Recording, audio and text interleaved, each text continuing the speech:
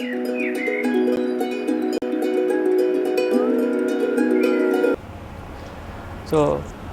का हमारा पहला पॉडकास्ट एक ट्रू लाइफ इवेंट पे बेस्ड है और आज की हमारी गेस्ट है मिस शालिनी यादव। वो सेलिब्रिटी नहीं है, वो हमारी तरह एक नॉर्मल मिडिल क्लास से आती हैं, लेकिन उनके जो लाइफ स्ट्रगल हुआ recently last year, so she will tell us, वो हमें बताएंगी पूरा कि क्या हुआ था और माइट जो भी उसके प्रोज एंड कॉन्स है, she will make you aware about that. So now over to you Shalini. Okay Nitin, thank you for the introduction.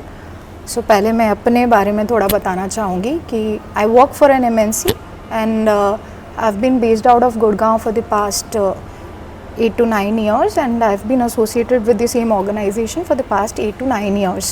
Okay, so you know, recently, I mean not recent, it is very recent, on 10th of December 2024,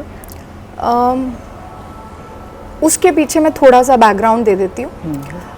my mum use to have high blood pressure, so जिसके कारण उनको पहला attack आज से 9 साल पहले 10 साल पहले आया था 2016 जनवरी वगैरह में, wherein she got hospitalised, जहाँ पे वो सेमी कोमा स्टेट में जा चुकी थी। जहाँ पे पूरे प्रोसेस के थ्रू भोपाल में, आई एम फ्रॉम भोपाल, तो वहीं पे हमने हॉस्पिटलाइजेशन अच्छी जगह पे करा के ठीक हो गया था सब कुछ, wherein her left hand side body got paralyzed. तो जिसमें उनकी आवाज़ नहीं गई थी, सब वो अच्छे से कब हुआ था? ये हुआ था अगस्त, ये हुआ था 2016 जनवरी में इन भोपाल। हाँ, इन भोपाल।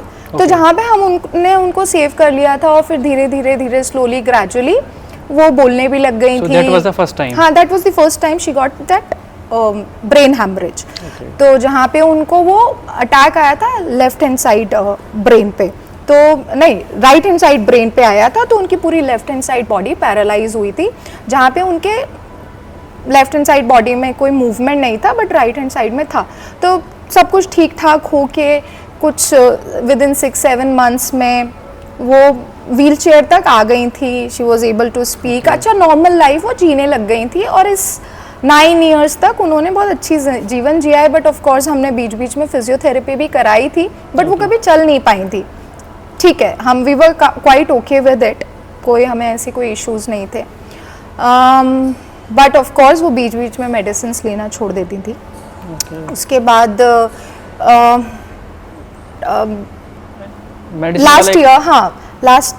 लास्ट ईयर 2024 दिसंबर में, आई थिंक अप्रॉक्सीमेट 4 और 5 दिसंबर की 4th और 5th दिसंबर की ही बात है।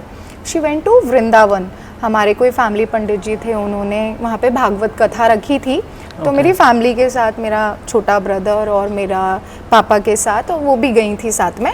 दो she was on wheel chair, but वो लोग सब अच्छे से बहुत हैंडल कर लेते थे। वो बोलती भी बहुत अच्छे से थी, मतलब सब कुछ अच्छा था। She was able to eat food, मतलब ठीक थी।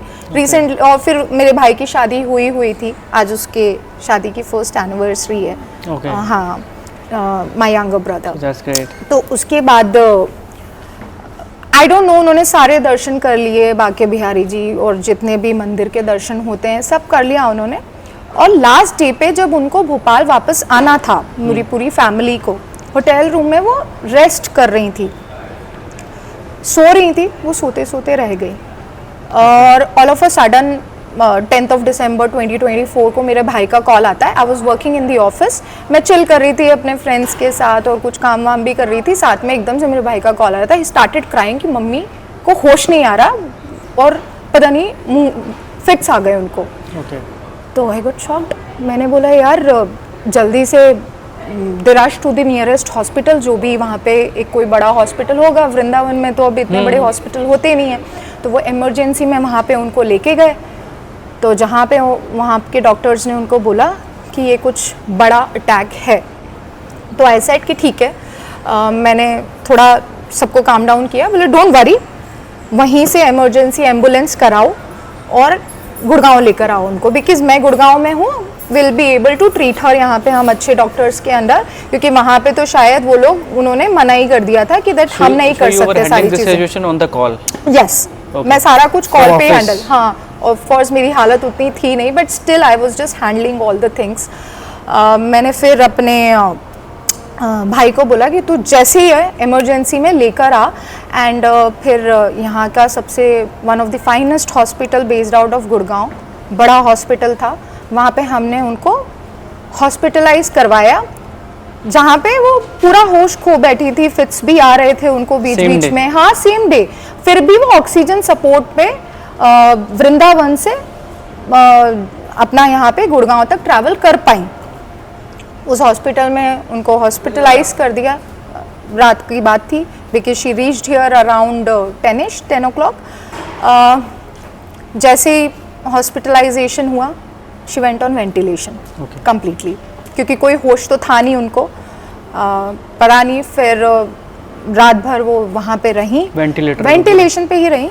तो शी वाज ऑन वेंटिलेटर। हाँ, ओके। तो फिर हमने जैसे तैसे रात निकाली, and then second day we went to the hospital.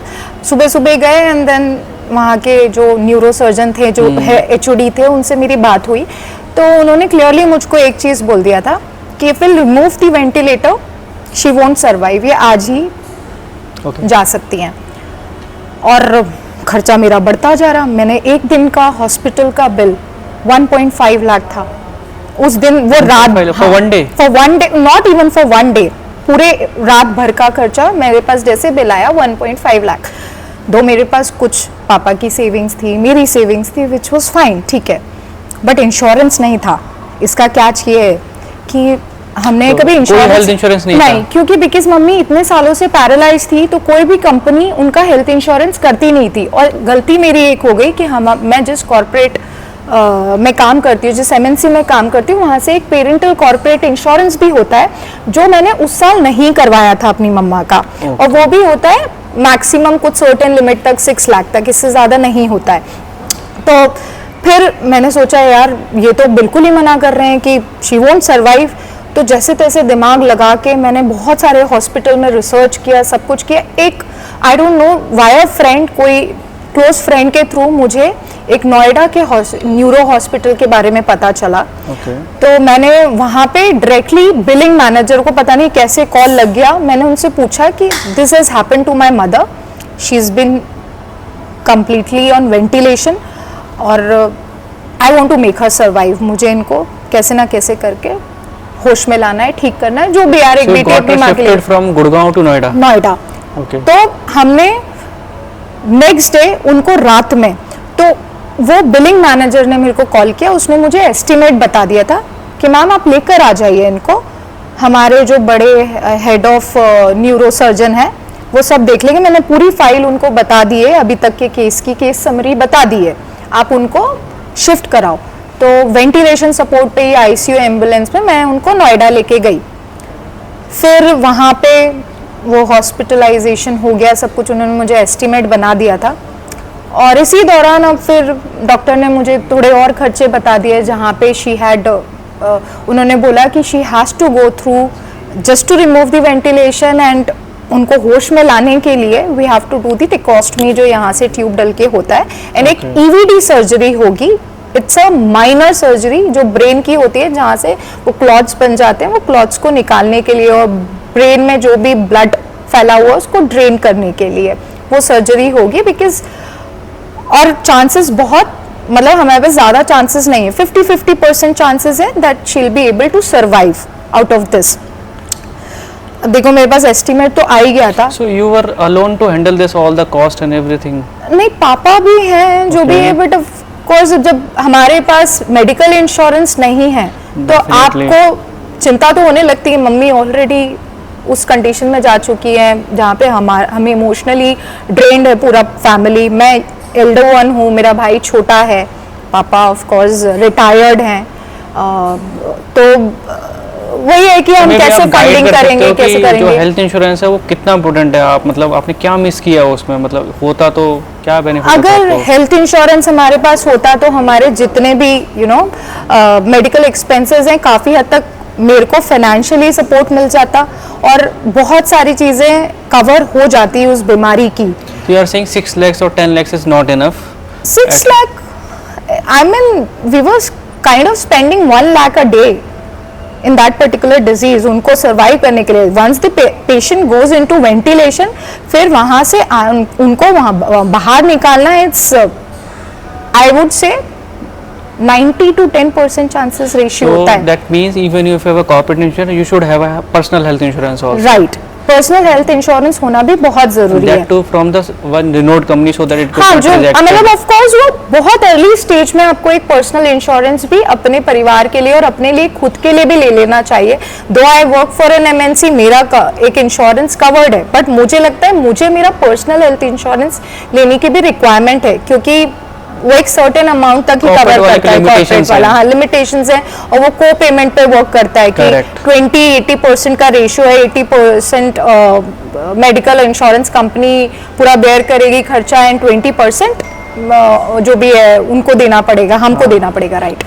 तो फिर तो आई डोंट नो क्या हुआ, मैं बहुत टेंशन में तो थी दोनों तरफ से. फाइनेंशियली बोले कैसे करेंगे, दो आई हैड फंड्स, खुश तो थे, थोड़ा बहुत पैसा था, बट फिर मैं मेरे एक कोलीग हैं who is also personally related to me, he is like an elder brother. So मैंने उनको फ़ोन लगाया एंड आस्क्ड हिम कि यार क्या करूं, बहुत पैसे लग रहे हैं, अभी तो 2-2.5 लाख का खर्चा 1.5 दिन में बन चुका है, मैं कैसे मैनेज करूंगी. तो ही सजेस्टेड मी कि शालिनी, यू रिमेंबर हम कभी एक बार ही ऐसे डिजीज के केसेस में क्राउड फंडिंग वाला मैंने आपको एक ऑप्शन बताया था. Crowd funding right. तो फिर मेरा दिमाग चला, बोले अरे होता कैसे. तो मैंने उनसे पूछा, तो उन्होंने मुझे पूरा प्रोसेस बताया. शालिनी एक बार गूगल तो करो, कितनी कंपनीज ऐसी हैं जो क्राउड फंडिंग करती हैं. It is same like that, sometime we get message कि इसको जरूरत है. हाँ जी, ये रियल होता है. आई थिंक वो डुप्लीकेट मतलब फेक भी होता है ना. कुछ फेक नहीं होता, ये सब रियल इंसिडेंट पे बेस्ड आउट होता है. बट हाउ टू डिफरेंशिएट कि कुछ लोग मैसेज भी ऐसे ही कर देते हैं कि कर देते हैं, बट आपका अगर पर्सनल केस है, लेट्स से मेरे पर्सनल लोग हैं, तो मैंने एक पर्टिकुलरली प्लेटफॉर्म चूज किया.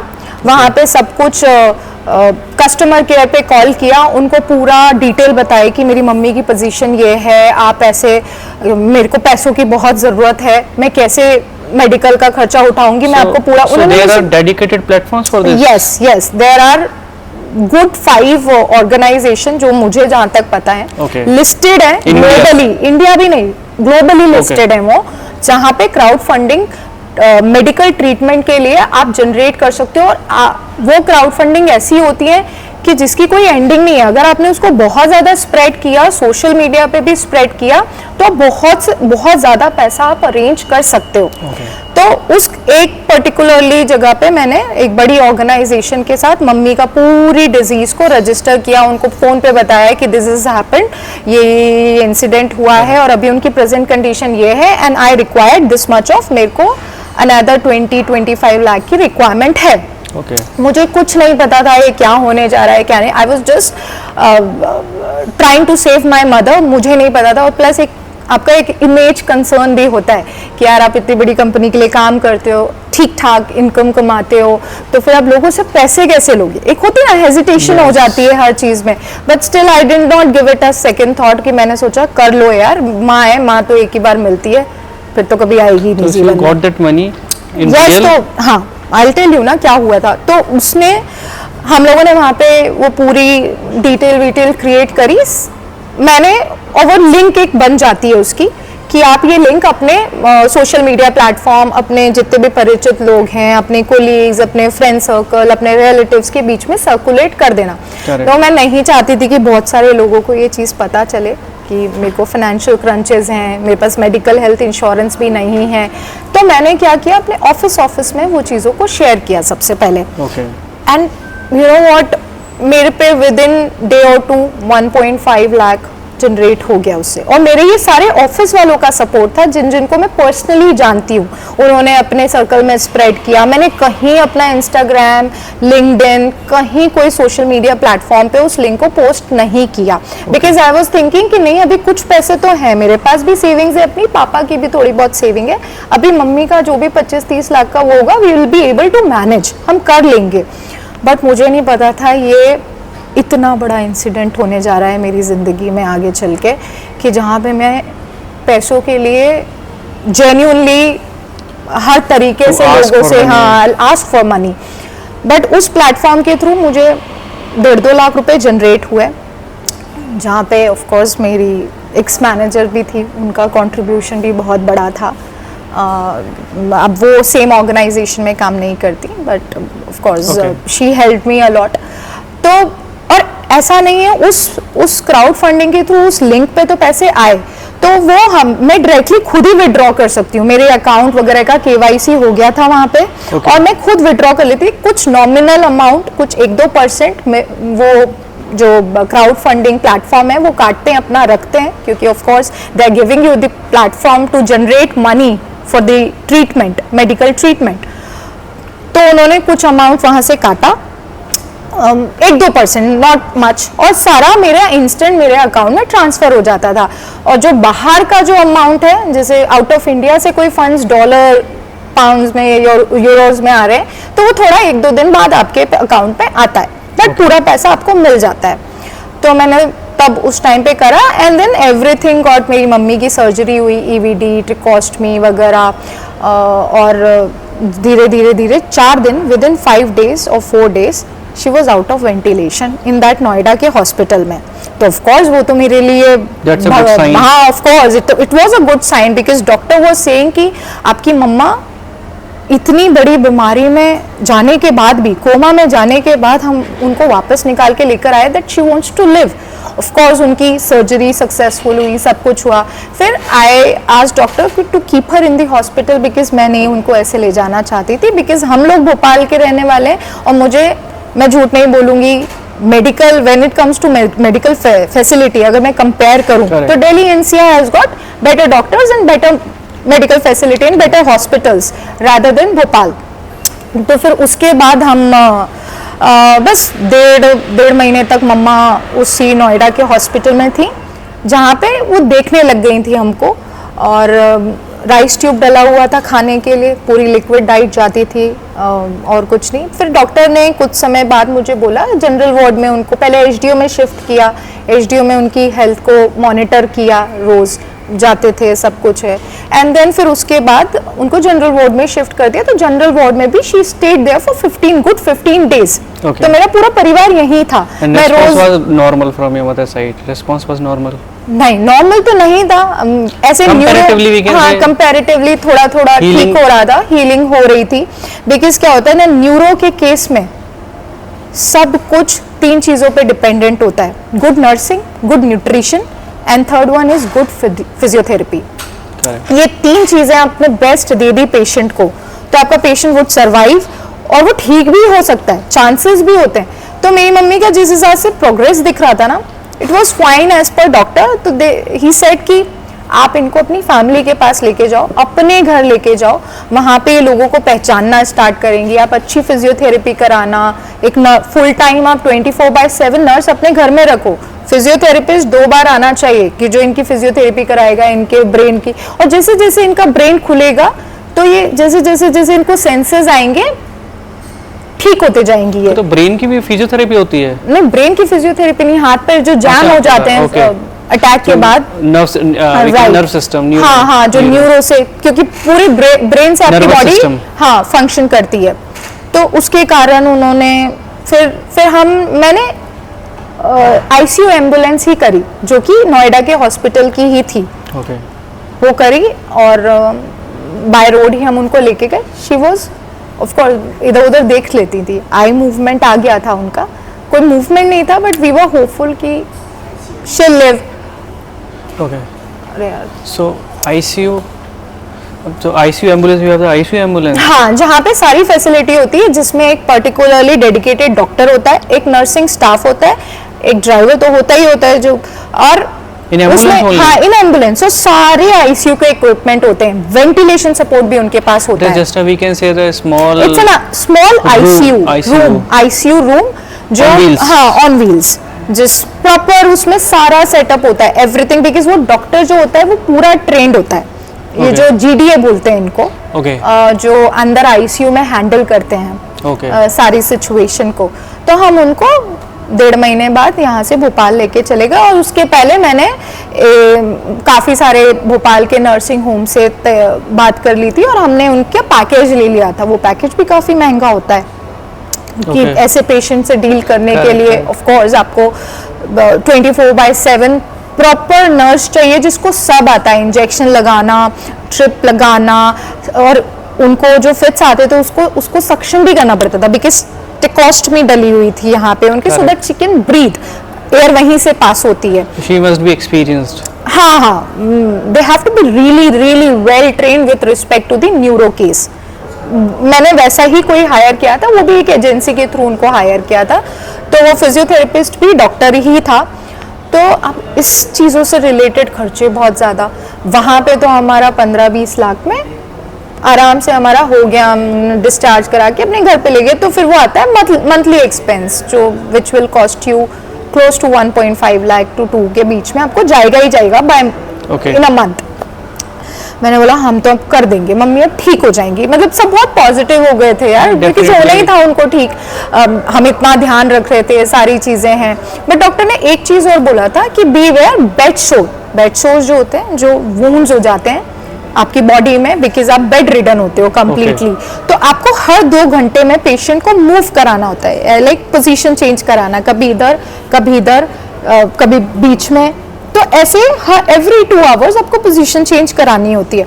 अब मैं रहती हूँ गुड़गांव में, सबने अच्छे से करा, नर्सिंग केयर अच्छी दी, वो हमारी जो नर्स थी वही फीड्स बनाती थी मम्मी के लिए, जो लिक्विड डाइट उनको 9 डिफरेंट लिक्विड डाइट जाती थी, सॉलिड फूड तो वो ले नहीं पा रही क्योंकि उनको पता ही नहीं कि कैसे उनका chewing. So it is just like a hospital room in at home. हाँ, हमारे घर में हमने पूरी फैसिलिटी करवा दी थी, तो सब कुछ ठीक हो रहा था, सारी चीज़ें अच्छे से सेटल हो गई थी हमारा। बोले कि यार we used to of course pray to God, हम अपने तरफ से सारी चीज़ें उनको प्रोवाइड कर रहे थे। Correct. वो देखने लग गई थी, वो थोड़ी ऐसे समझने भी लग गई थी, रिएक्ट होने लग गया था, रोने लग गई थी, उनकी आवाज़, और टिकोस्टमी भी निकाल दी थी डॉक्टर ने, जब हम उनको डिस्चार्ज करा के ले गए थे उन्होंने टिकोस्टमी निकाल दी थी। इतनी प्रोग्रेस हो गई थी मम्मी की। फिर I didn't know God had some other plan. 2.5 months बाद जो नर्सिंग केयर हमने रखी थी, एक होता है ना कभी कभी मुझे लगता है कि ऐसे केसेस में you should have a family doctor with you जो आपको प्रॉपर तरीके से गाइड कर पाए। अब मैं वहाँ पे रहती नहीं हूँ, मेरी जॉब गुड़गांव में है, तो मैं ऐसे मम्मा को देखने के लिए मैंने सोचा चलो लेट्स गो, जाती हूँ, उनको देख लूँगी, उनकी तबीयत। She was okay.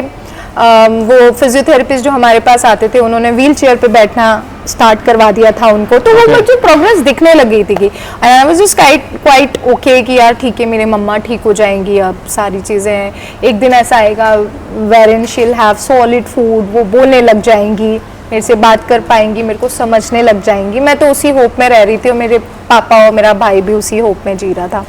फिर उसके बाद आई डोंट नो क्या हुआ, मे बी पोजीशन चेंज नहीं कराई हमारी नर्स ने, बिकॉज आपको बहुत केयर करनी पड़ती है, प्रॉपर नीट एंड क्लीनलीनेस का ध्यान रखना पड़ता है, बॉडी का स्पंजिंग वगैरह से रिलेटेड एवरीथिंग, सब कुछ बेड पे होता है। फंगल इन्फेक्शन और ये हाँ राइट, सारी चीजें, तो वो स्किन इन्फेक्शन।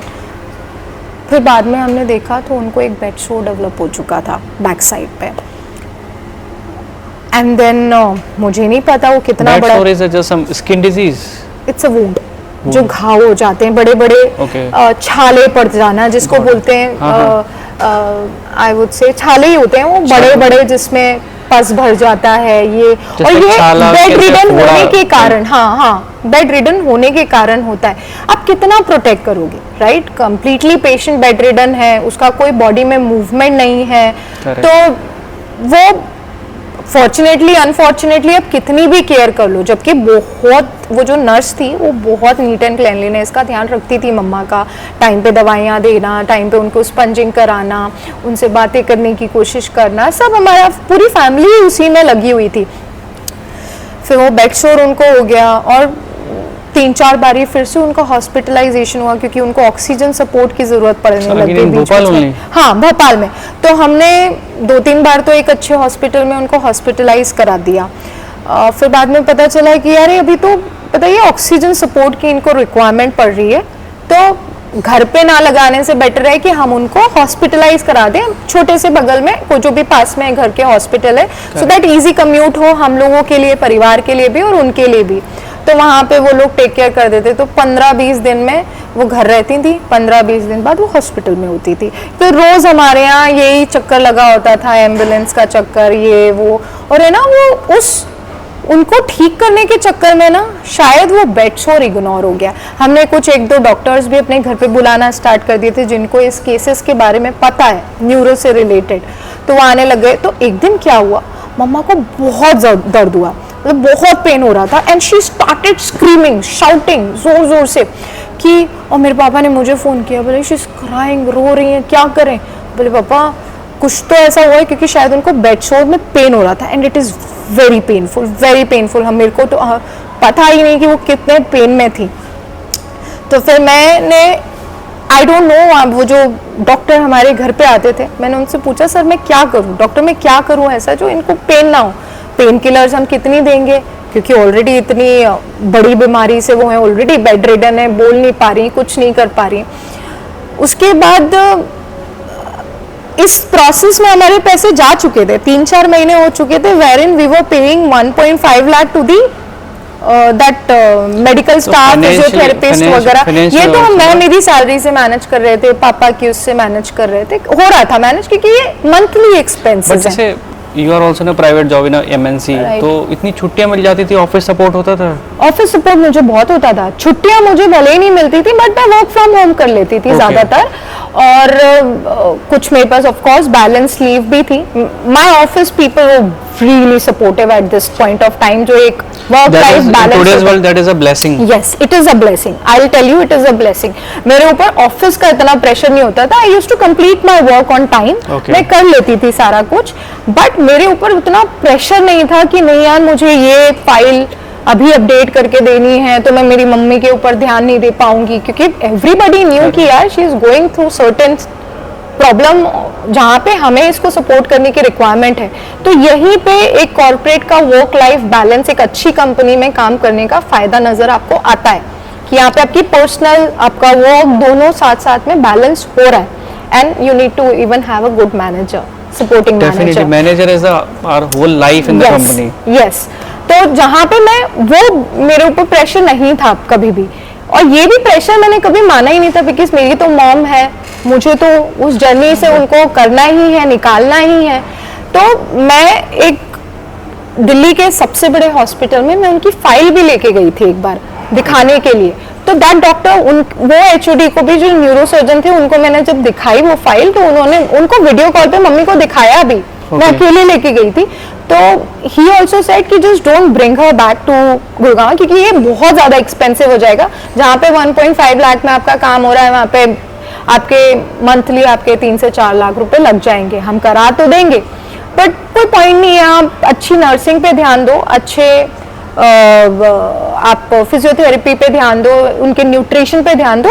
जिस हिसाब से इनकी कंडीशन दिख रही है, ये बैठने लग जाएंगी व्हील चेयर पे बहुत जल्दी, with in like next 3-4 months she'll be on wheelchair, और धीरे धीरे बट हाँ कंप्लीट सही होगी ये कोई गारंटी आपको देगा नहीं, और हो भी नहीं पाएंगी।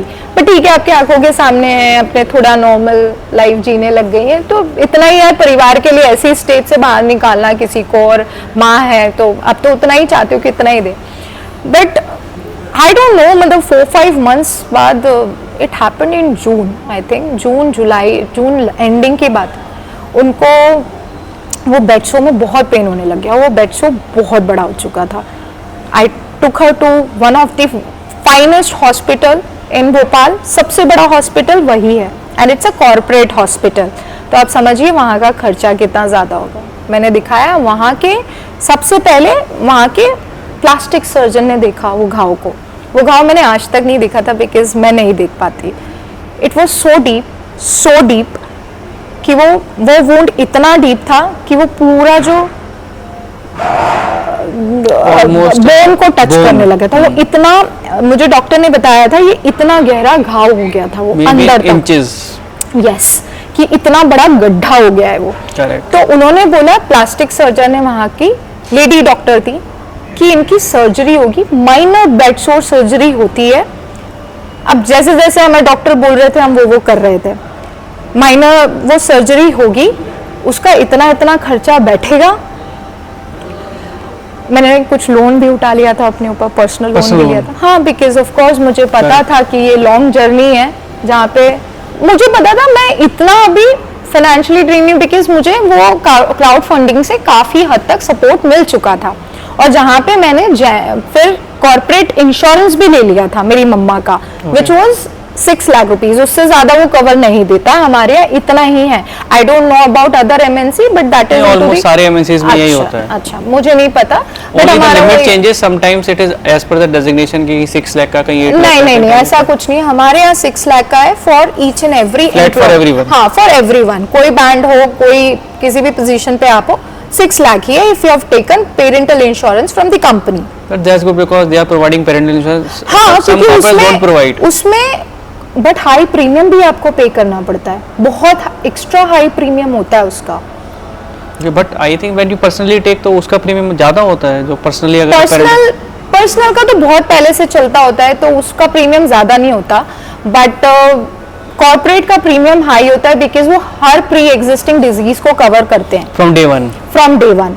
आपको रिजेक्शन कभी नहीं मिलेगा उनकी पॉलिसी में। बट ऑफ कोर्स 80-20% को पेमेंट होता है, 20% has to be borne by the insurer, जो भी जिसने लिया हुआ है वो इंश्योरेंस, और 80% कंपनी पे करती है। मतलब सपोज 10 लाख का बिल है, हाँ तो 8 लाख कंपनी तो उस बड़े हॉस्पिटल में मेरी मम्मा का वो इंश्योरेंस यूज हुआ था उनकी सर्जरी के लिए।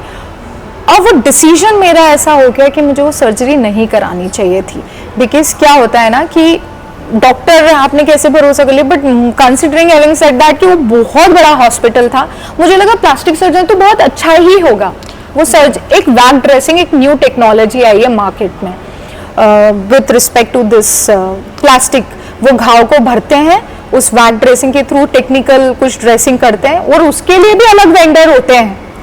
जो उन्होंने सर्जरी कर दी, वैक ड्रेसिंग हॉस्पिटल में करा दी, आईसीयू में रखा उनको, वेंटिलेशन सपोर्ट पे नहीं थी, 7 दिन बाद रिलीज कर दिया। वहाँ पे भी अच्छा खासा उन्होंने 5-6 लाख का उसमें बिल बना दिया था मेरा, जो कि 6 लाख वहाँ यूज हुए हैं मेरे। और दैट बेड सोर, यस, वो 6 लाख मेरे कोई और, हम स्टार्ट हुए थे न्यूरो से, हम एंडिंग कहाँ हो रही है, बेड सोर पे, राइट।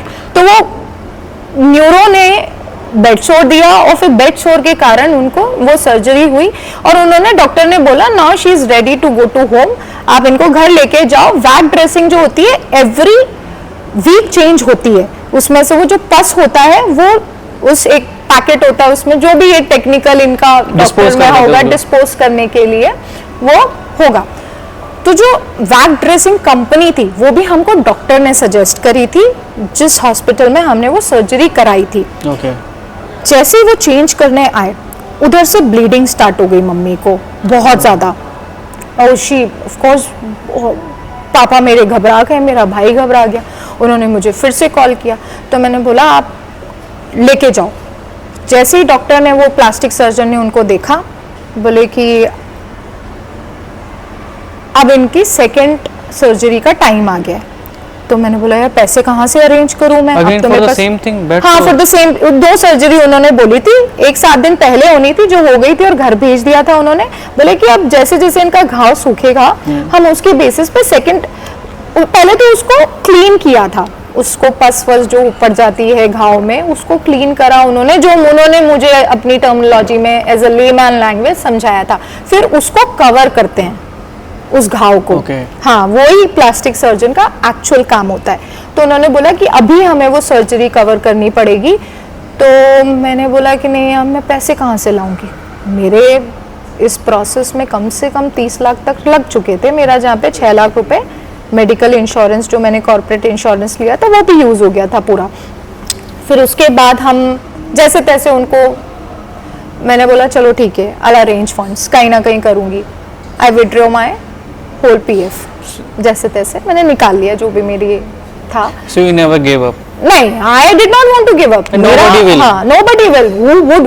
कौन करेगा? नहीं, कोई नहीं करेगा। आप जहाँ यार पढ़े लिखे हो, आपको पता है कि सोर्सेज आप निकाल लोगे पैसे और आप कर लोगे। At the end of the day medical treatment में लग रहा है तो अब ऐसा तो नहीं आप गिव अप कर दोगे।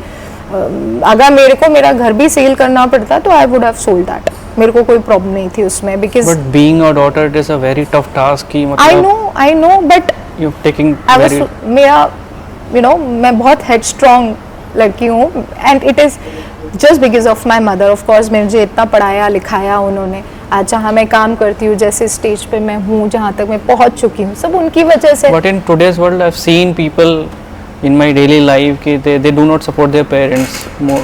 I've seen them, so this is very there are cases I won't comment on that, but मेरी माँ मेरे लिए सब कुछ थी, and still she is with me. I mean मुझे लगता है कि so this is a good upbringing we can say. I guess so. अब यही कहोगे, मम्मी तो मम्मी होती है, पापा भी, मतलब माँ बाप तो माँ बाप होते हैं, उनका कोई रिप्लेसमेंट नहीं होता। मेरे को किसी ने मेरी एक फ्रेंड ने ये बात बोली थी कि यार जितना बचा सकती हो ना माँ को प्लीज़ बचा लो, बिकॉज एक बार चली गई तो दूसरे जन्म में ही वापस मिलेगी, कभी नहीं मिल पाएगी। तो फिर उसके बाद हम जैसे जैसे उन्होंने आईसीयू में रखा, मेरे पापा ने मुझे कॉल किया, उनको आईसीयू में ले गए और मेरे पापा ने मुझे आधे घंटे में कॉल किया, उनको वेंटिलेशन सपोर्ट पे डाल दिया। आई गॉट शॉक्ड, मैंने बोला वेंटिलेशन सपोर्ट पे, शी वाज परफेक्टली फाइन, वो ठीक थी, ऐसे कैसे वेंटिलेशन सपोर्ट पे डाल दिया उन्होंने। अब it's such a big hospital जहाँ पे सिर्फ मेडिकल का बिल बनाया जाता है, काम नहीं किया जाता, ट्रीटमेंट नहीं किया जाता। They did not have to, right? I was in Gurgaon, मैं ये सब फोन पे कोऑर्डिनेट कर रही थी, मैं नहीं गई उनको पास क्योंकि मुझे पता था पापा और मेरे भाई हैंडल कर लेंगे, because they know the medical condition, because पैसे भी तो अरेंज करना ही है ना। क्राउड फंडिंग पहले यूज किया था, 2 महीने उसको कहीं शेयर नहीं किया था। Initially I shared it with my normal colleague के बीच में शेयर किया था, अपने प्रोफेशनल सर्कल में शेयर किया था, फिर मैंने उसको पर्सनली शेयर करना स्टार्ट किया in my friend circle, because एक थोड़ा सा एक होता है ना इमेज आपकी कैसी होगी, सब बोलेंगे ओ मैं इतनी अच्छी लाइफस्टाइल कैरी करते हो, हाँ इतना सब कुछ अच्छे से रहते हो, तुम्हारे पास पैसे नहीं है। लोगों का किसी ने मुंह नहीं पकड़ा है, कोई कुछ भी बोल देता है, बट किसी को क्या पता कि मेडिकल इंश्योरेंस नहीं है, हार्ड कैश पूरा जा चुका है। मेरे भाई की रिसेंटली शादी हुई है, तो होता है कि फंड्स निकल जाते हैं, इतना कैश आपके पास नहीं होता है, ठीक है। तो हम लोगों ने जैसे तैसे फिर मैंने उसको फिर से उसको स्प्रेड करना स्टार्ट किया, उस लिंक को लिंक्डइन पे पोस्ट किया, अपने किसी फ्रेंड सर्कल के थ्रू करवाया, and you won't believe it, मेरे ऐसे लोगों ने हेल्प करी है जिनको मैंने आज तक देखा नहीं है, जिनका मैंने नाम नहीं सुना था, सोशल मीडिया के थ्रू भी और मेरे सर्कल के थ्रू भी लोगों ने उसमें फंडिंग स्टार्ट करी। एंड सबको ये पता था दिस इज अ प्लेटफॉर्म जहाँ पे एक certain amount of percentage deduct होता है, तो लोगों ने मेरे से मेरे पेटीएम नंबर, अकाउंट नंबर लिया और उनसे बोला कि Shalini we want to give you personally, हम आपको कैश दे देंगे, ये कर लेंगे, आप जो कीप इट, जिसके बस में जितना हुआ। किसी ने तो मुझको 50 के भी दिए हैं, ऐसा भी हुआ है, 25 के 50 के, जिसके बस में जितना था ना, मुझे उतने पैसे, क्योंकि सबको पता था she is the only one who is looking after everything, all the finances, सारा कुछ मैनेज कर रही है, and this can happen with anybody, किसी के साथ भी हो सकता है। We come from a middle class family, किसी के साथ भी ये सिचुएशन आ सकती है। तो दो मेरे खुद के कुछ ऐसे सोर्सेस थे, लोगों ने इंस्टाग्राम पे उसको करा, तो मेरे उसमें और फंडिंग जनरेट होना स्टार्ट हुई, पर्टिकुलरली उस प्लेटफॉर्म में नहीं, मेरे पर्सनल अकाउंट में पैसे आए, मुझे करा मैंने सारी चीजें, और 2 में लोन भी ले चुकी, फिर मैंने लोन भी लिया, फिर मैंने अपना पीएफ भी निकाल लिया, बिकॉज आई न्यू कि अब ये बड़ा केस बनते जा रहा है and I would need more funds. तो इसमें हमारे 30-35 तक तो जा चुके थे। वहाँ पे वो वेंटिलेशन पे चली गई, एंड पता नहीं क्या हुआ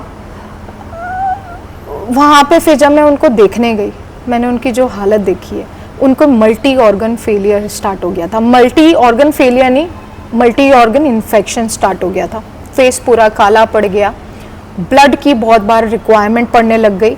तो जैसे मैंने देखा कि दिस हॉस्पिटल, ये भोपाल का सबसे बड़ा हॉस्पिटल है, and they are just making money out of it, यहाँ पे मेरी मम्मी रही तो शी वोंट सर्वाइव।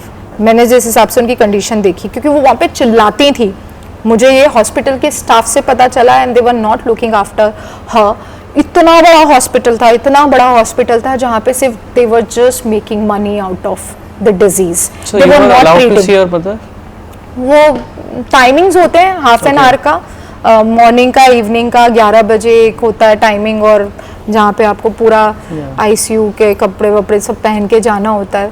उतने में आप देख पाते हो, बट देखा नहीं जाता था सर, क्योंकि वो बहुत पेनफुल सिचुएशन थी. और seeing your mother like this in this condition, मैं जिस दिन गई दूसरे दिन मैंने प्लान कर लिया कि that I want to get her out of this hospital. मैंने एक ऑप्शन ये भी देखा, मैं उनको ट्रैवल करवाने से डर इसलिए रही थी कि रास्ते में कुछ ना हो जाए, क्योंकि she is on ventilation. But मेरे पास कोई ऑप्शन नहीं बचा था. डू एंड डाई सिचुएशन तो वहीं आ गई थी भोपाल में. मैंने एयर एम्बुलेंस के बारे में पता किया काफ़ी सारी जगहों पे, और इस जर्नी में मुझे बहुत लोगों ने गवर्नमेंट हॉस्पिटल भी सजेस्ट किए थे. तो गवर्नमेंट हॉस्पिटल के साथ केस ये होता है कि मैं कर तो देती, बट वहाँ पे केयर इतनी अच्छी नहीं होती. एंड वेंटिलेशन सपोर्ट केयर, पूरा केयर वाला प्रोसेस है.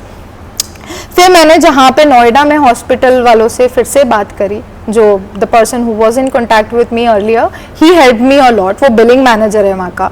उसने मेरी मम्मा की जर्नी में मेरा पूरा साथ निभाया है एज अ ह्यूमैनिटी बेसिस पे. तो मैंने उनको फिर से कॉल किया, वो डू आई डू, मैं क्या करूँ अब. तो बोले मैम आपको लगता है ना, तो आप प्लीज़ उनको यहाँ पे ट्रांसफ़र कर लो. बोले मैं लेके कैसे आऊँ, air ambulance asking for 7.5 lakh रुपए मैं कैसे दूंगी, क्योंकि ये तो मेरे हॉस्पिटल. उस दौरान तक वो 7 दिन के हॉस्पिटलाइजेशन में उस बड़े हॉस्पिटल में मेरा 10 लाख का बिल बन चुका था, जहाँ पे मैं 3.5 लाख रुपए उनको ऑलरेडी पहली सर्जरी पे कर चुकी थी. They were just making money out of it. वो उसका 7 दिन में वो 1 लाख रुपए का खर्चा, फिर मेडिकल का, मेडिसिन का बिल सब निकाल रहे थे. उन्होंने उनकी इतनी कंडीशन बुरी कर दी थी. तो मैंने जैसे तैसे उनसे लड़ झगड़ के, अपने कैसे भी करके, अपने फ्रेंड्स ने मेरे को हेल्प करी, मेरे फ्रेंड वगैरह ने सब कुछ जैसे तैसे मैं उनको वहाँ से निकाल लाई. मैंने वो 10 लाख रुपए भी पे कर दिए, और जो मेरे को थोड़ी बहुत फंडिंग आना स्टार्ट हुई थी, I took her, brought her back.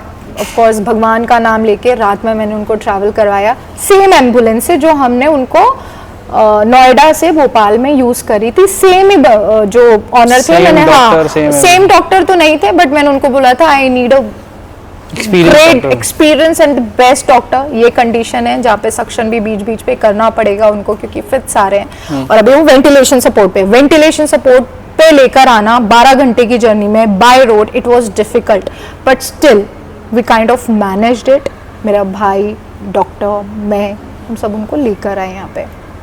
फिर मेरे को एक रिलीफ मिल गई थी कि नहीं, थैंक गॉड मेरे मम्मा उसी हॉस्पिटल में आ गई है जिस हॉस्पिटल ने पहले उनकी, आज से 6 महीने पहले उनकी जान बची थी.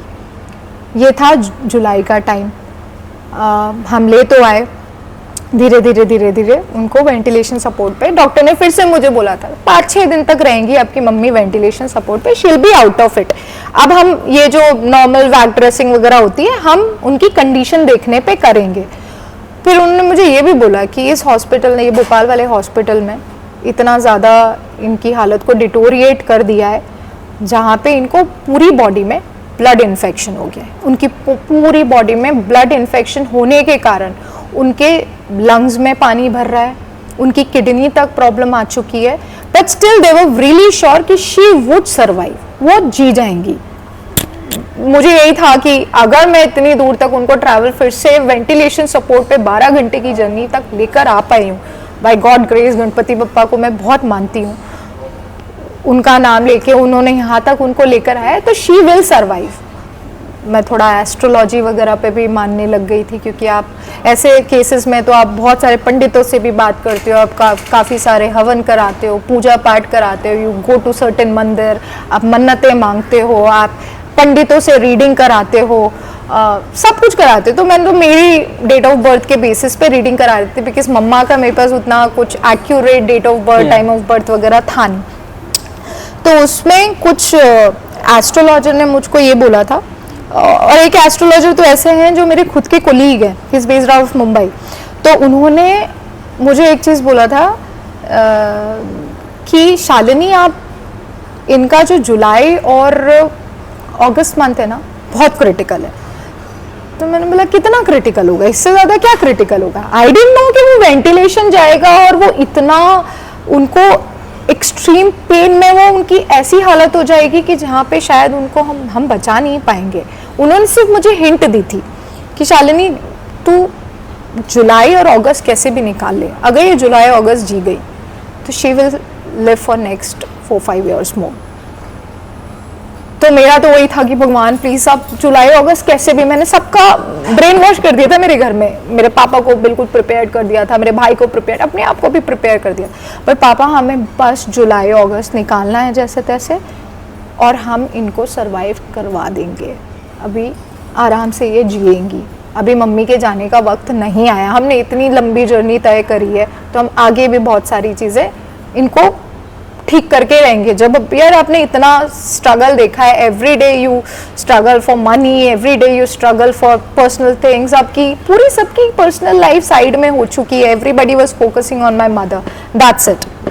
हमारी वही एक एम बचा था कि नहीं हमें देखना है। मैंने मेरी जॉब को भी एक हिसाब से साइड में ही कर रखा था, but I was quite okay with it, मैं कर लेती थी काम। Everyone was helping. हाँ, एवरीबडी वाज हेल्पिंग मी। कुछ लोग बेकार भी आए इस जर्नी में मेरे, बट आई वुड से 90% लोग मुझे बहुत अच्छे मिले हैं। मुझे नहीं पता था लोग इतने सपोर्टिव होते हैं। अब मुझे लगता है कि भगवान मैंने कुछ अच्छे कर्म करे होंगे, मेरे पास इतने अच्छे लोग हैं। और मैं बता नहीं सकती, मेरे ज़्यादा अच्छे लोग दिल्ली एनसीआर में मुझको मिले, क्योंकि मैं 10 सालों से यहाँ पर हूँ। मेरे कोलीग्स, आई नेवर न्यू कि वो मेरे लिए इतने हेल्पफुल होंगे। फिर मेरे क्लोज फ्रेंड सर्कल में तो बाद में मैंने वो चीज़ें सर्कुलेट करी थी, जब उनको ये चीज़ें पता चली तो they also came and help me out for the same, सबने करी। तो जब हम उनको यहाँ पे नोएडा वाले हॉस्पिटल में लेकर आए तो रोज़ उनके लिए ब्लड चाहिए होता था, प्लेटलेट कम हो रही थी उनकी, क्योंकि बॉडी में पूरा चेहरा, पूरी बॉडी काली पड़ चुकी थी। डेली ब्लड चल रहा था। तो ये ब्लड डोनेशन ड्राइव भी मैं और मेरे भाई रोज इंस्टाग्राम पे पोस्ट करते थे, सोशल मीडिया पे पोस्ट करते थे। मतलब I am hearing it first time कि ब्लड डोनेशन ड्राइव भी होती हैं। हाँ, मैंने तो रिगार्डिंग रिक्रूटमेंट ड्राइव्स। हाँ, मतलब ऑफ कोर्स मैं एचआर थी, एक्स एचआर थी, तो वो ड्राइव मैंने बोल दिया because I used to post everything on social media every day because my mother is B positive, she requires this much of blood, ये platelet count चाहिए, and इस wherein females are not required, उनको वो eligible नहीं है, मेरी मम्मा को किसी को pre existing कोई disease नहीं होनी चाहिए। तो मैं सब पोस्ट करती थी and genuinely लोग वो पोस्ट देख देख के हेल्प करने भी आते थे। तो एवरी डे कोई नया इंसान मेरी मम्मी को ब्लड डोनेट करने के लिए आ रहा है। कभी कभी हम उनकी प्लेटलेट काउंट कम हो जाता था तो उसके लिए भी हम उनको प्लेटलेट के लिए भी लोगों को मैंने बुलाया है वहाँ पे, और लोग आए, और वो लोग आए जिनको मैं नहीं जानती थी। मैंने उनसे मिली नहीं हूँ फेस टू फेस, मैंने फोन पे भी बात नहीं करी। It just because of my one message people came and really helped me. Humanity exist, it actually exist. तो उसके बाद होता था सब कुछ, डॉक्टर से ऑफ कोर्स डेली रिव्यू में लेती थी, मैं खुद ऑफ कोर्स वहीं रहती थी, रोज़ जाती थी, ऑफिस का काम करती थी, एंड रात को अपनी मम्मी के पास हॉस्पिटल में सब डॉक्टर से बात करके, नर्सेस से बात करके। तो डॉक्टर ने मुझे हिंट तो दे दी थी कि now it's time that you leave हो, बट फिर भी मैं नहीं जाने देना चाहती थी। बोले सर डॉक्टर आप कुछ भी ट्राई करो, please just make her survive, because मतलब आप कैसे अपने पेरेंट को जाते हुए देख सकते हो। मैंने उनको सिर्फ यही बोला था कि प्लीज़ आप कुछ भी करो, you don't worry about money, हम कर लेंगे मैनेज। तो धीरे धीरे और फंडिंग, फिर ना एक दिन इतना हो गया कि जहाँ पे I started crying in front of that billing manager. Sir मैं पैसे कैसे लेकर आऊँ, आप भी 98,000 का डेली का मेडिसिन का बिल बना रहे हो, मैं कहाँ से पैसे जनरेट करूँ डेली बेसिस पे। मेडिसिन 98,000, वो एल्बुमिन के उनको इंजेक्शंस लग रहे थे, जिसके थ्रू वो उनके शरीर में वो इंजेक्शंस जाते थे, वो सर्वाइव करती थी। प्लेटलेट काउंट उसके वजह से ऑफ कोर्स जब ब्लड इन्फेक्शन हो गया तो वो पूरी बॉडी में फैल तो चुका ही था, वो उनके लंग्स तक चला गया, तो लंग्स में भी दोनों जगह पानी भर गया, किडनी तक पहुंच गया। तो धीरे धीरे वो इन्फेक्शन सारे ऑर्गन्स को डैमेज करते जा रहा था, और जो ब्लड ना होने के कारण उनकी पूरी बॉडी काली पड़ चुकी थी, उनका पूरा फेस ऐसा काला पड़ चुका था, देखा नहीं जाता था। But still we were just trying कि यार अब ठीक करो, और वो फिर वेंटिलेशन से सपोर्ट से बाहर भी आ गई, फिर से फिर से बाहर आ गई वो। तो अब तो हमें लगा कि यार अब तो she has got shifted to HDU, she would survive, अब तो हो जाएगा ठीक। इनफैक्ट ये नोएडा वाले हॉस्पिटल ने फिर से कोई मिराकल कर दिया, बट आई डोंट नो, भगवान को कुछ और ही मंजूर था। फिर जैसे जैसे वो काफ़ी सारे एस्ट्रोलॉजर से मैंने कांटेक्ट किया था, एक ऐप है जहाँ पे मैं एस्ट्रोलॉजर से कनेक्ट करती थी, तो एक वहाँ पे एक एस्ट्रोलॉजर थे, तो टैरो रीडिंग भी काफ़ी कराई मैंने इस दौरान।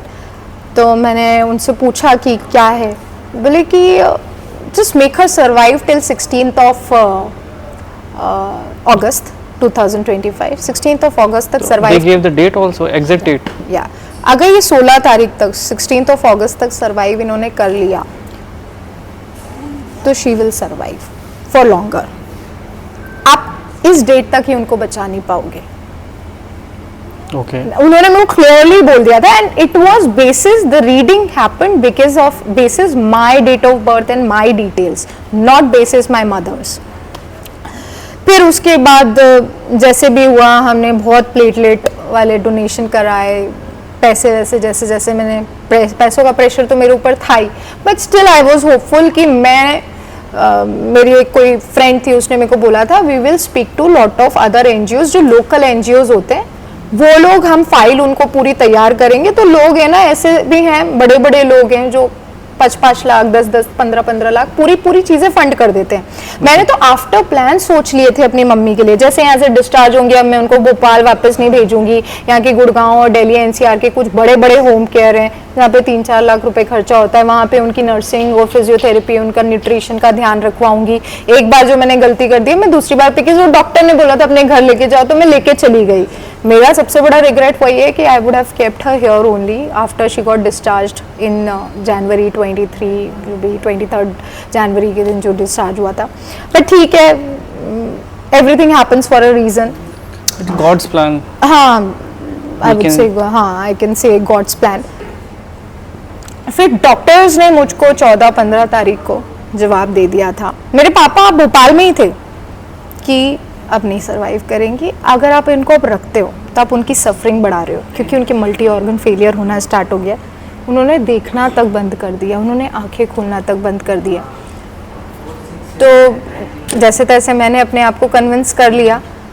13th ऑफ अगस्त को ऐसा हुआ कि डॉक्टर ने मुझे रात में 10 बजे कॉल किया, मैं गुड़गांव में थी, नोएडा गई, उन्होंने बोला 2-3 घंटे इनके पास, and I prayed to Ganpati Bappa कि बप्पा कैसे, पापा ने तो देखा ही नहीं मेरे, वो तो वहाँ पे हैं, बिकॉज वो देख ही नहीं पा रहे थे, वो इसलिए वो यहाँ नहीं आ रहे थे, उनको पता था उनके दोनों बच्चों का ध्यान रख रहे हैं, वो सब हैंडल कर लेंगे, कर भी रहे थे। भाई हॉस्पिटल में रहता था, मैं अपनी नौकरी देख के हॉस्पिटल जाती थी, सब आराम से मैनेज हो रहा था। बोले पापा आप आराम से रहो।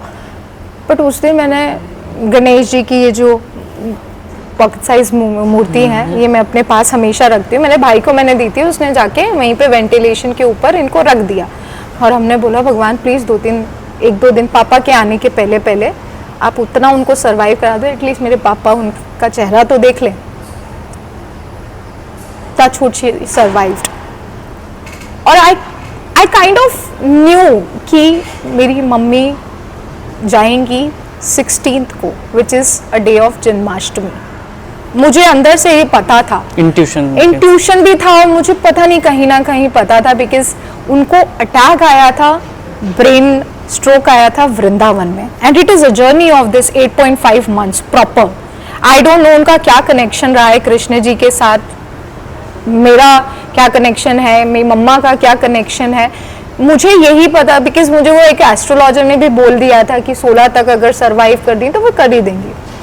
फिर पता नहीं क्या हुआ, इतनी हालत, तो सारे हमारे रिलेटिव्स आ चुके थे, सब ने उनको एक बार देख लिया, एंड आई न्यू कि 16th को वो जाएंगी, बट फिर भी नहीं जा रही थी, और इतनी तकलीफ, इतनी सफरिंग, एक्सट्रीम सफरिंग आपको नहीं देखी जा रही थी। मैंने 7 दिन पहले से लोगों से बोलना स्टार्ट कर दिया था कि जस्ट प्रे टू गॉड, कि आप प्रे करना स्टार्ट करो कि शी गेट्स पीस, वो पेन से मुक्ति मिल जाए उनको। और इसी दौरान जब मेरे को लग रहा था कि मम्मी ठीक होने वाली है, एक और प्लेटफॉर्म पे वो जो बिलिंग मैनेजर ने मेरे को बोला था, मैम मैं एक हेल्प आपकी करवा सकता हूँ, मेरा एक एनजीओ के साथ बहुत अच्छी बातचीत है and it is one of the world's most renowned NGO, crowd funding वाला ही है, जहाँ पे ये सिर्फ बच्चों के लिए यूज़ होता है. बट माई मदर वॉज 55, फिर भी मैं उनको कन्विंस कर लूँगा. मैं एक रिलेशनशिप मैनेजर को जानता हूँ, हम उनके थ्रू इनका वीडियो शूट करेंगे प्रॉपर हॉस्पिटल में, और वो मेरे कारण उन्होंने उस चीज़ को अलाउ करवाया. उनका प्रॉपर वीडियो आपके साथ या आपके भाई के साथ लाइव सोशल मीडिया पे उन्हीं के प्लेटफॉर्म पे रन होगा, वहाँ से भी फंडिंग आती है. ओके हाँ, तो he kind of help me for the same. तो प्रॉपर शूटिंग हुई उसकी, जैसे आज हम ये पॉडकास्ट शूट कर रहे हैं, तो प्रॉपर कैमरामैन के साथ एक अपील वगैरह सब हमने वो प्लेटफॉर्म भी यूज़ किया जो लाइव हुआ. बट उससे हमें बहुत ज़्यादा फंडिंग नहीं आई क्योंकि हमने उसको कहीं शेयर नहीं किया. आया था मुश्किल से 60-70 हज़ार, इससे ज़्यादा नहीं. हाँ, तो बट वो भी एक तरीका है कि आप शूट वूट करवा के, हॉस्पिटल के भी काफ़ी सारे एनजीओज़ के साथ टाई अप होते हैं जहाँ पे आप ये चीज़ें यूज़ कर सकते हो. किसी ने मुझको ये भी बोला था एक आयुष्मान कार्ड बनता है, उसका भी मैंने प्रोसेस पता करा था बीच में. तो बट उस प्रोसेस में भी शायद उसके क्लॉज हैं कि पर्सन को 70 इयर्स ऑफ एज होना ज़रूरी है. अबव 70 इयर्स ऑफ एज के लिए वो 5 साल की कवरेज मिलती है सरकार के द्वारा, तो वो तो हो ही नहीं सकता था. तो सब कुछ होने के बावजूद, सारी चीज़ें होने के बावजूद, मैं 16 तारीख को मुझे लगा था कि मम्मा विल गो. मैंने सबके माइंड को प्रिपेयर कर लिया था, अपने आप को कितना प्रिपेयर किया था मुझे पता था. मैंने उनकी क्रिमेशन की तैयारियां स्टार्ट कर दी थी. उसके फिर मैं टेलिंग अबाउट कृष्ण जी के साथ उनका कुछ रिलेशन था, तो आई डोंट नो, बिकॉज उनको, मुझे आज भी ये लगता है कि वृंदावन में उनको अटैक आया. अब वृंदावन के बाद जब से वो बेड पे गई हैं, उन्होंने मुंह से एक निवाला नहीं लिया. वो कभी भी कुछ बोल नहीं पाई, कुछ कर नहीं पाई, वो खुद से नहीं हाँ, खुद कुछ नहीं हुआ. बट हम उनको सरवाइव करवाने की कोशिश कर रहे थे, और उन्होंने अपनी आखिरी सांस जन्माष्टमी के दिन ली है. तो कुछ ना कुछ तो उनका रिलेशनशिप कृष्ण जी के साथ होगा. और मुझे मेरे किसी फ्रेंड ने बोली थी ये बात की, बोले शालिनी अगर ऐसे अच्छे दिन पे कोई जाता है तो उनको हेवन के दरवाजे खुल जाते हैं. हाँ, मतलब आई डोंट नो, मुझे नहीं पता कि मैं हूँ स्पिरिचुअल, बट उतना डीपली मैं स्पिरिचुअलिटी में नहीं हूँ कि मुझे ये सारे क्वेश्चंस के मेरे आंसर मिल जाएं. बट दिस आर ऑल चीज़ें होती हैं, भगवान प्रूव करते हैं कि वो आज भी हैं, कहीं ना कहीं आपको देख रहे हैं, कहीं ना कहीं सपोर्ट कर रहे हैं. तो जन्माष्टमी के दिन of course I used to go to mandir every day. मैं पहले से ही बहुत सालों से मंदिर जाती हूँ डेली बेसिस पे. मैं उस दिन मंदिर गई, लड्डू गोपाल जी की वो झांकी सजी हुई थी और मैंने उनको झूला झूला रही थी. मैंने उनको रोते रोते सिर्फ एक चीज़ बोली थी, या तो आप इनको कम्प्लीटली ठीक कर दो, जो कि मुझे चांसेस नज़र नहीं आ रहे जिस हिसाब से आप वो उनकी कंडीशन है, नहीं तो प्लीज़ विद इन 1 आवर आप इनको मुक्ति दे दो. You won't believe it, the time I stepped out of the temple, मेरे भाई का मेरे पास कॉल आ गया, बोले मम्मी नहीं रही. उन्होंने उनको उस टाइम पे मुक्ति दे दी. और वो it happened on Janmashtami, 6:47 something कुछ था टाइम. उस टाइम पे उन्होंने अपनी आखिरी सांस ली.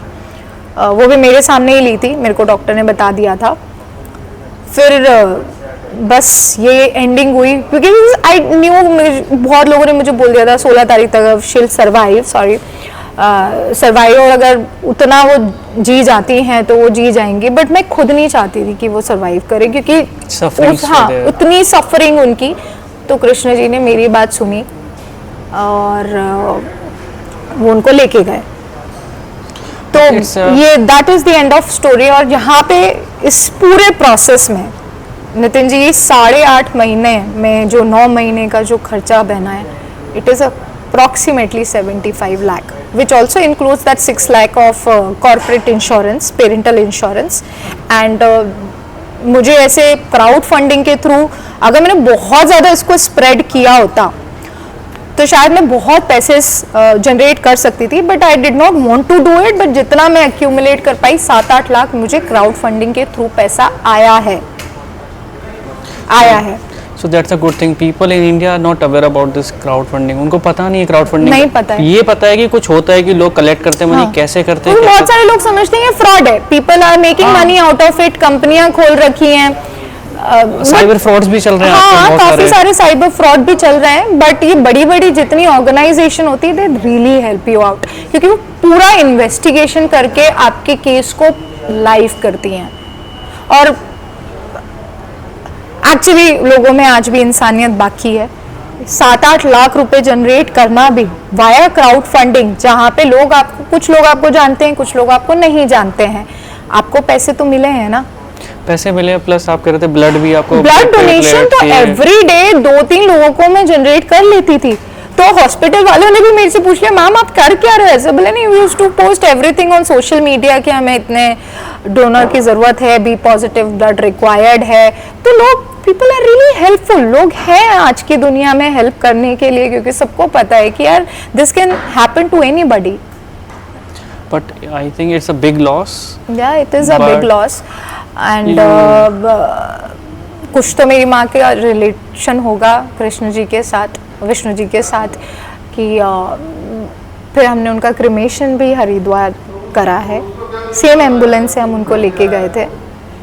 और तो क्रिमेशन वगैरह वहाँ पे वही जिन्होंने मुझे क्राउड फंडिंग के लिए, जो मेरे बड़े ब्रदर उन्होंने जिन्होंने मुझे सजेस्ट किया था, उन्होंने मुझे बोला था कि कंखल घाट है हरिद्वार में, वहाँ पे आप इनका क्रिमेशन करना, बिकॉज हम उतने इमोशनली उतने वीक थे सारे के सारे कि हमारा इतना तो नहीं था कि हम इनको 12 घंटे का ट्रैवल करा के भोपाल में उनका क्रिमेशन करें।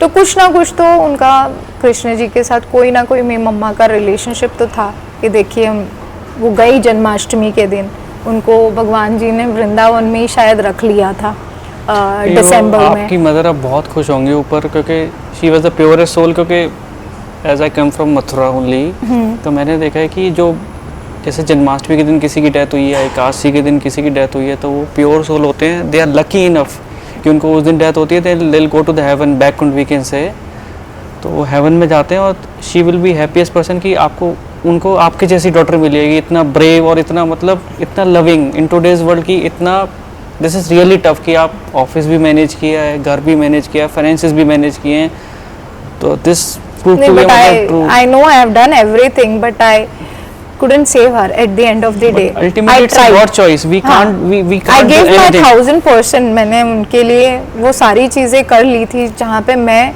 उनको बस अपने पास रख सकूं। बट जब मुझे खुद को समझ में आने लग गया कि उनकी सफरिंग को एंड करना बहुत ज़रूरी है, बट हाँ, I had other plans as well, कि मुझे ये पता था कि भाई मुझे और कैसे फंड्स आ सकते हैं, क्योंकि मम्मी अगर सर्वाइव कर, अगर नहीं, मुझे तो यही था मेरे दिमाग में कि वो सर्वाइव करेंगी ही करेंगी, और आगे 25-30 लाख रुपए और जनरेट करके मैं कैसे भी करके क्राउड फंडिंग के थ्रू ही मैं और इसको स्प्रेड करूंगी, लोकल एनजीओ से कांटेक्ट करूंगी, वहाँ से मैं बोलूँगी कि नहीं यार मम्मा सर्वाइव कर रही हैं, ये पेशेंट हैं, ये ट्रीटेबल है, सब कुछ है। तो मैंने प्लानिंग कर ली थी अनदर उनके 1 साल के प्लान कि मैं उनको एक अच्छे नर्सिंग होम में रखूंगी और सब करूंगी। हाँ, मेरे लिए वो रोड ब्लॉक कभी नहीं बना, बिकॉज ऊपर वाला was there, Ganpati Bappa was there to help me out. कहीं ना कहीं से वो सोर्सेज निकाल रहे थे मुझे पैसे जनरेट करने के लिए। बट हाँ, इससे एक और चीज़ आती है कैच की, you should always have medical insurance. इस दौरान इस जर्नी में मैंने एक जगह से मेडिकल इंश्योरेंस उनका करवाया भी था, through some kind of sources कराया था। बट हैविंग सेड दैट, मैंने उनको ये बताया था, डिस्क्लोज किया था कि हाई ब्लड प्रेशर है, 3 महीने के बाद you can utilize this amount.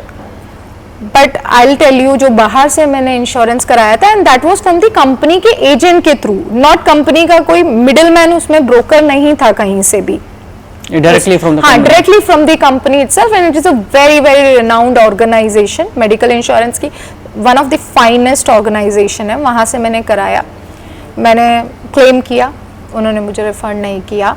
मैंने फिर से कैशलेस क्लेम किया दूसरे हॉस्पिटल में, जब मैं उनको नोएडा वाले हॉस्पिटल में, उन्होंने तब भी नहीं करा, बोले कि it is a pre existing disease case और ऑलरेडी पेशेंट वेंटिलेशन पे है, हम इसको अप्रूव नहीं कर सकते। हैविंग सेड दैट, अगर वो किसी मिडिल मैन के थ्रू मैंने वो कराया होता तो वो जो मिडिल मैन था वो कुछ एफर्ट लगा के वो मेरा इंश्योरेंस अप्रूव भी करवा सकता था, बट वो नहीं हुआ। एंड देन जब मम्मा चली गई उसके बाद मेरे को एक उनके थ्रू एक मेल पे नोट आता है कि you can apply for further reimbursement with all the bill, supporting file, discharge summary and etcetera. मैंने उसका पूरा बंडल तैयार करके रखा था कि सो दैट वो 10 लाख का था कि मैं इसको सबमिट करूँगी ऑफलाइन और मेरे को शायद वो पैसा वापस मिल जाएगा, सो दैट मैंने जितना भी थोड़ा बहुत कहीं से लिया है तो मैं उसको रिफंड कर सकती हूँ, पे बैक कर सकती हूँ। बट मैंने वो सारा प्रोसेस भी करा, ऑफलाइन प्रोसेस, फाइल तैयार करके उसको कुरियर भी करवाया, पुणे उनका हेड ऑफिस है, सब कुछ कराया। वहाँ से फिर से वो रिजेक्शन पे आ गया। उन्होंने ये, मैंने इनको ये तक भी लिखा था कि now my mother is no more, तो आपको तो हेल्प करनी चाहिए। But they clearly said कि we don't cover pre-existing disease. It was clearly written in your policy. But मैंने तो उनको ये भी बोला कि मैंने मेरी डिस्चार्ज समरी में तो कहीं भी न्यूरो का केस नहीं लिखा है। She has gone because of the bed शोर सर्जरी, जो फेल सर्जरी हुई थी उसकी वजह से वो गई हैं। But they did not consider it. So if the जितना पुराना अगर इंश्योरेंस होगा उतना अच्छा होगा, उतना अच्छा होगा। इसलिए मेडिकल इंश्योरेंस इज मस्ट। और मुझे लगता है आज की डेट में जो हॉस्पिटल्स के खर्चे हैं 20 lakh 25 lakh is a nominal amount. They are all 5 stars, they are all 5 star, they are running a 5 star hotel and everything. हमेशा ऐसे केसेस में you should always get your patient admitted to a mid size hospital जहाँ पे सारी facility हो, neat and cleanliness, अच्छे doctors हो। आप बहुत बड़े हॉस्पिटल का नाम दे के कभी भी हॉस्पिटलाइजेशन मत करवाइए। That is again a biggest mistake हम लोग करते हैं, क्योंकि उस टाइम पे आपके सेंसेस काम करना बंद कि हमें बेस्ट मतलब उसको इलाज देना। बट जरूरी नहीं है कि बेस्ट इंफ्रास्ट्रक्चर है तो बेस्ट डॉक्टर भी वहीं काम कर रहा होगा। करेक्ट। सबसे ज्यादा बेस्ट डॉक्टर तो गवर्नमेंट हॉस्पिटल्स में काम करते हैं। Correct, because they right, they have most of the cases, her type के केसेस, हर टाइप के केसेस उनके पास आते हैं। बट मेरी लर्निंग मेरी मम्मी के केस से यही है कि आप हमेशा एक मिड साइज हॉस्पिटल देखो जहाँ पे सारी फैसिलिटीज हो, वहाँ पे कोई एक अच्छा डॉक्टर जो होगा उस डिजीज को ट्रीट करने का एक कोई स्पेशल कोई HOD होगा, जो भी सर्जन वर्जन होते हैं वो लोग कर देंगे, क्योंकि वो भी सेम ही काम करेंगे जो एक बड़े हॉस्पिटल का डॉक्टर कर रहा है। And you are able to connect everyone. Yes, क्योंकि यहाँ पे जैसे टाइमिंग होता है कि आप 1 घंटा देख सकते हो, आप Right, किसी से right. मिल नहीं सकते। नहीं हाँ नहीं, वहाँ पे भी ऐसा होता है। ICU के केसेस ऐसे, बिकॉज सब वहाँ पे जितने पेशेंट हैं वो सब क्रिटिकल हैं। But comparatively will get the news कि क्या चल रहा है, कि इन बिग हॉस्पिटल्स में पूरा शायद मे बी आपको नहीं पता लगता। मिड साइज हॉस्पिटल में भी यही सब होता है, बट इट जस्ट दैट कि आप इतने फेमिलियर हो जाते हो, लोग आपको देखने लगते हैं, जानने लगते हैं। जो नोएडा वाले हॉस्पिटल में तो लोग मुझे जानने लग गए थे। हाँ, तो वो मेरा एक अटैचमेंट टाइप का हो गया था उनके साथ और उनका मेरे साथ। जितने गार्ड्स हैं, भैया हैं, जो भी नर्सिंग स्टाफ है, जो भी ICU में जितने डॉक्टर्स हैं, दे न्यू काइंड ऑफ। और जो मैनेजर है, billing manager, TPA, and then जितने ब्लड डोनेशन ड्राइव में जितने उनका स्टाफ लगा हुआ है, मेडिकल वाले सब डॉक्टर्स तक जानने लग गए थे। तो दे वर हेल्पिंग मी आउट कि यार अपनी माँ के लिए एक उसकी डॉटर कुछ ऐसा कर रही है तो लेट हर डू, उसको करने दो, कि यार क्या पता वो सरवाइव कर जाए। सब होप पे ही जीते हैं ऐसे केसेस में। Hope is the only thing that we have. Yeah but unfortunately I couldn't save her, but I still feel कि she is in good space now, peace में है। शायद मुझे ऊपर से देख के बहुत खुश होती होंगी कि देखो आखिरी मेरे को देख के नहीं, अपने बेटे को भी देख के, अपने पापा को भी देख के, हस्बैंड को भी देख के, she must be really happy कि आखिरी दम तक इन तीनों ने मेरा साथ नहीं छोड़ा। बट ऑफ कोर्स उनकी सफरिंग इतनी बढ़ चुकी थी, तो इसमें एक मतलब उस सफरिंग को ख़त्म करने के लिए भी एक प्रोसेस होता है हॉस्पिटल का, जिसको कहते हैं कंफर्ट ट्रीटमेंट। हमें डॉक्टर ने वो पहले लास्ट के 10 दिन पहले सजेस्ट कर दिया था, but I was not able to take that decision, क्योंकि मेरे पास ही सारे पेपर्स मैं मेरा भाई साइन करते थे। कंफर्ट ट्रीटमेंट ऐसा होता है कि जहाँ पे पेशेंट को वेंटिलेशन, बिकॉज इंडिया में वेंटिलेशन से हटाना लीगल नहीं है, हॉस्पिटल पे केस हो जाता है। और जो अदर सपोर्ट है, जैसे ब्लड प्रेशर को मेंटेन करने के लिए सपोर्ट होता है, हार्ट रेट को मेंटेन करने के लिए सपोर्ट होता है, ये सारी मशीन्स आप रिमूव कर देते हो वो कंफर्ट ट्रीटमेंट पे साइन करने के बाद। सिर्फ मैंने डॉक्टर से ये भी पूछा कि पेनफुल नहीं होना चाहिए इनको जब ये सारी चीज़ें, बोले नहीं, she will give her pain killers, उनको दर्द नहीं होगा, शी विल गो पीसफुली। तो वही हुआ, जिस दिन हमने 15th को कंफर्ट ट्रीटमेंट के लिए पेपर साइन किए थे सब की रजामंदी से, बट स्टिल आई न्यू कि मम्मा 16th को ही जाएंगी, क्योंकि आई डोंट नो उनका कृष्ण जी के साथ कोई ना कोई तो कनेक्शन रहा है। वो 24 घंटे विदाउट एनी सपोर्ट सर्वाइव उन्होंने किया है, and she took her last breath on 16th of August, which is Janmashtami. So that's a good thing. So before ending, I will let you know कि जो आपने आज भी मतलब जो अपनी मम्मा का आपने पूरा बताया है, ठीक है, उसमें लोगों की हेल्प के लिए आप यहाँ पे आए फॉर दिस पॉडकास्ट कि people should be more aware, कि उनको पता लगे कि crowdfunding, people are hazily know about crowdfunding की कैसे होता है, नहीं पता है। अगर किसी को पता करना है तो they can DM directly message और comment us, so we will let them know कि कैसे आपने किया था।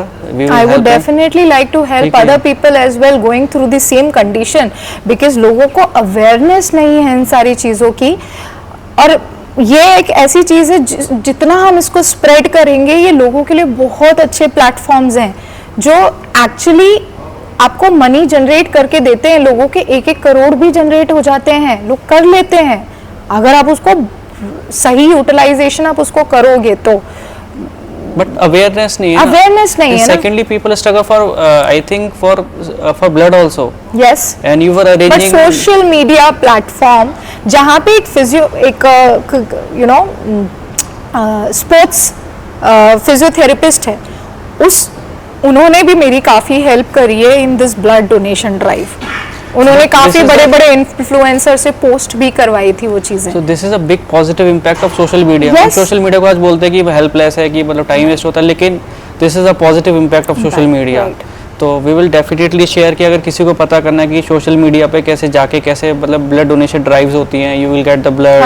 और कुछ एनजीओज ने कुछ ग्रुप्स तक बना रखे हैं ब्लड डोनेशन के लिए, आप उस ग्रुप में पोस्ट कर दो, आप अपना नंबर डाल दो कि दैट आई नीड इमीडिएटली 1-2 घंटे के अंदर अंदर मुझे ये ब्लड ग्रुप चाहिए और इतना यूनिट चाहिए, सब वो दे देंगे आपको। डेफिनेटली किसी को ज़रूरत होगी तो दे कैन कमेंट और we will give them the we will help them कि कैसे उसको आपको रीच करना है, कैसे आपको फ्लो करना है, we will do that, tell them. So thank you for coming, thanks for your time. So guys, thank you for watching this podcast. और अभी हमने सीखा है शालिनी यादव से कि क्राउड फंडिंग कितनी हेल्प करता है आपके परिवारजनों का इलाज कराने में, जिनके कुछ डिजीज़ हैं, कुछ प्रॉब्लम है, बड़ी बीमारियां हैं जिसमें आपको लाखों का खर्चा आता है, तो with in few days and you get the amount in lakhs. और ऐसे कुछ जेन्युइन प्लेटफॉर्म्स हैं जिससे आप ये क्राउड फंडिंग कर सकते हैं और पैसा इकट्ठा करके अपने परिवारजनों का इलाज करा सकते हैं जो कि हॉस्पिटलाइज्ड हैं। तो ऐसे बहुत सारे जेन्युइन प्लेटफॉर्म्स हैं। मे बी आपके पास कुछ मैसेजेस भी आते हैं कि आप ये बीमार है, आप ये पैसे मतलब डिपॉजिट कर दो, तो हमको लगता है कि वो फ्रॉड है। ऐसा फ्रॉड भी होते हैं बट हर कोई फ्रॉड नहीं होता। तो दे आर जेन्युइन प्लेटफॉर्म्स। और आपको क्राउड फंडिंग के बारे में जानना है या फिर अपने परिवारजनों में किसी रिलेटिव में या किसी जानने वाले को प्रॉब्लम है, तो आप हमें DM कर सकते हैं। We let you know about the genuine platforms of the crowd funding, जिससे आप अप्रोच करके आप अपना फंड बना सकते हैं, जिससे कि आप इलाज करवा सकते हैं। एंड सेकेंडली, आपने इस पॉडकास्ट से सीखा है regarding the there is a lack of health insurance. Lack of health insurance means there is no health insurance. अगर हेल्थ इंश्योरेंस नहीं है तो आपको कितना प्रॉब्लम झेलना पड़ता है फाइनेंशियली, क्योंकि फाइनेंशियली भी आप प्रॉब्लम में आ जाते हो। ऑल्दो मेंटल स्टेट आपका वैसे ही सही नहीं है, क्योंकि कोई आपका परिवारजन बीमार है, हॉस्पिटलाइज है और पैसे भी नहीं है। तो इसलिए हेल्थ इंश्योरेंस जितना पहले लेके रखेंगे उतना अच्छा होता है। और अगर हेल्थ इंश्योरेंस के लिए भी आप चाहते हो कि हम थोड़ा सा आगे और इसको डीप डाउन करें और उसके बारे में बताएं, तो आप हमें कनेक्ट कर सकते हैं, DM कर सकते हैं, कमेंट कर सकते हैं। एंड थर्डली, अगर आपको इसी टाइप के टॉपिक्स के पॉडकास्ट चाहिए तो डेफिनेटली आप हमें कनेक्ट कर सकते हैं, DM कर सकते हैं और हमें टॉपिक बताएं। We will try to come with the experts जो उस इंडस्ट्री के एक्सपर्ट्स हैं, या फिर जिनके साथ ये हुआ है विद द टेस्टिमनी, तो हम उनको लेके आएंगे और वो बताएंगे कि कैसे उनको सॉल्यूशन मिलेगा। तो thank you for watching, thanks a lot.